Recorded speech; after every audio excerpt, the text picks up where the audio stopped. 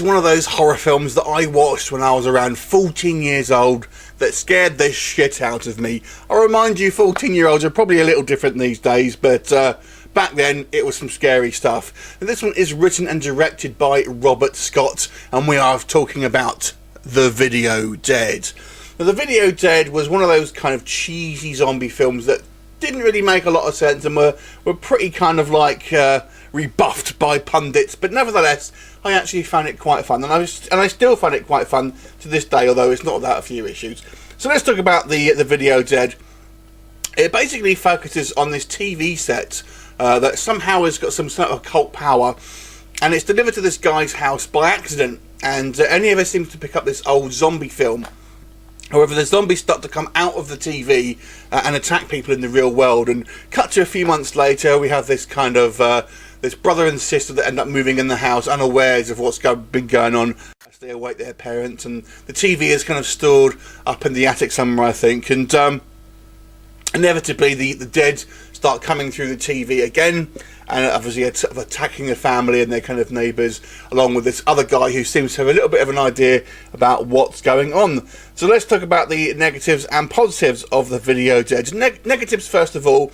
I think the third act in this film is probably the biggest issue I have. I feel it is actually quite fun in the first two acts, but when we get to the third act, and that's basically where the young brother and the kind of this older guy who kind of seems to know what's going on kind of go out in the woods until the end, it kind of just falls apart. There's some kind of like some botched ideas there, to be honest with you, and it kind of loses a little bit of any sort of credibility that it had in that kind of third act, where it sort of just gets a little bit too silly and ideas aren't properly kind of thought out.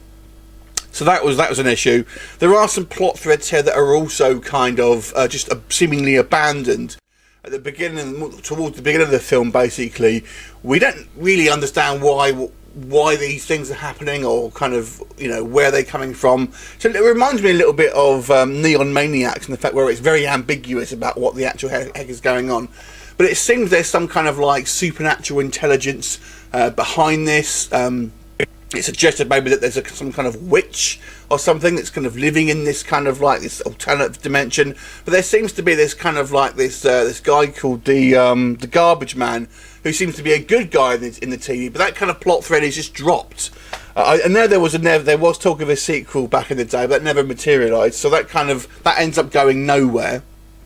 So there are certain ideas that are kind of dropped. Now this is a very, very low budget film, and it kind of shows.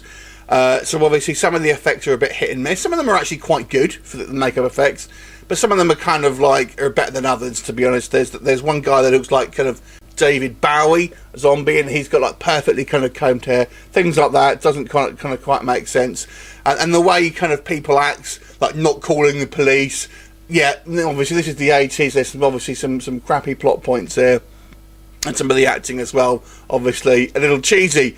But let's talk about some of the positives, because I actually thought this was a real fun zombie film, and it's quite original. You've got to bear in mind that The Ring, which I feel has a similar kind of premise, actually came out quite a long time after this one. So The Video Dead actually has that kind of almost like a meta feeling these days, and quite original. Now the zombies themselves don't actually act like typical zombies. I mean, the way, this is going back to a negative I forgot to mention actually, the way you can kill them is very ambiguous, and it's just kind of like, you know, it's very up to interpretation. They don't act like zombies. They don't eat you, they don't turn other people, they'll just murder you basically. And they seem to have somewhat of an intelligence. They can use tools and even have somewhat of a personality. So it makes it kind of a little bit unpredictable in what you're watching. And I've got to say, there are some somewhat creepy moments. I think they're probably the zombie that everyone remembers most is the bride zombie, whose makeup I would say is probably the best, along with the guy, the zombie with kind of glasses on. He reminds me of one of the zombies from Return of the Living Dead. There are a couple of reasonable zombie effects here, and like I say, this is actually, it does have some original ideas. The thought about this kind of this TV set being delivered to you, and this old crappy zombie film. And when that bit starts, it's quite spooky, and I actually quite like the idea when we see this kind of like this kind of like somewhat sexy woman who's communicating and kind of almost seducing this kind of the young brother. in this kind of thing. It adds, it kind of looks like it's some kind of larger world, some bigger things that are going on, and that's all quite intriguing as well. I also quite like the fact that there's kind of two leads in this one, the brother and sister. They almost kind of like take turns in taking the kind of the lead in the film. So initially it's the sister, then the brother kind of takes over a lead, then it's kind of the sister again in the end. So I kind of quite like that kind of that bait and switch. So overall, it's basically a fun but very kind of cheesy and kind of like low budget affair. But I have to say, I still quite enjoy this film. It's one of those kind of like bad that it's good films. I actually quite say I really enjoyed it, and I think it does have some original ideas, although it's poorly executed in some areas as well. So I want to give this movie a 6 out of 10. Have you seen it? What did you think of it?